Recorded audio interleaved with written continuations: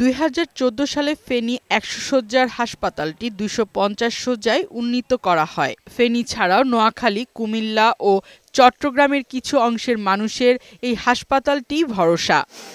বর্তমানে হাসপাতালটি চিকিৎসক ও জনবল সংকটে ভুগছে। 56 জন চিকিৎসকের বিপরীতে আছেন 49 জন, 199 জন নার্সের বিপরীতে আছেন 61 জন। তৃতীয় ও চতুর্থ শ্রেণীর জনবলেও রয়েছে সংকট। এতে ভোগান্তিতে পড়ছেন সাধারণ রোগীরা। এটা 100 শয্যা বিশিষ্ট থেকে 250 শয্যা হয়েছে, বাট সিটটাই বাড়াইছে, কোনো ফ্যাসিলিটি বাড়ে নাই, ডক্টর বাড়ে নাই, নার্স বাড়ে নাই, কোনো ফ্যাসিলিটি বাড়ে। 10 বেডের আইসিইউ, 10 বেডের এইচডিইউ করে দিয়েছি, যেটাতে কোনো ডক্টর নাই, যেটা আজকে 4 বছর ধরে কাজ করা হয়ে গেছে।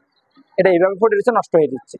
স্ক্যানও আছে, স্ক্যানতে কোনো ডক্টর নাই। জনবল সংকটের কথা স্বীকার করেন ফেনী স্বাস্থ্য বিভাগের প্রধান civil surgeon doctor Rubayet Hossain. পদ অনুযায়ী আসলে অনেক পদ শূন্য আছে। লোকবল বাড়লে সেবার মানটা বৃদ্ধি পাবে, এতটুকু আমরা বলতে পারি। জনবল চাহিদা মন্ত্রণালয়ে পাঠানো হয়েছে বলে জানান হাসপাতালের ভারপ্রাপ্ত তত্ত্বাবধায়ক। সরকারের কাছে আমরা বারবার পাঠিয়েছি, জনবল সংকটের কথা জানিয়েছি এবং জনবল সংকটের জন্য কি পরিমাণ স্ট্যান্ডার্ড সেটা অনুসারে কি পরিমাণ জনবল লাগবে সেটা মন্ত্রণালয়ে চলমান আছে, কার্যকলাপ চলমান আছে, ওনারা আশ্বাস দিয়েছেন। ফারহানা শিমু, বৈশাখী সংবাদ।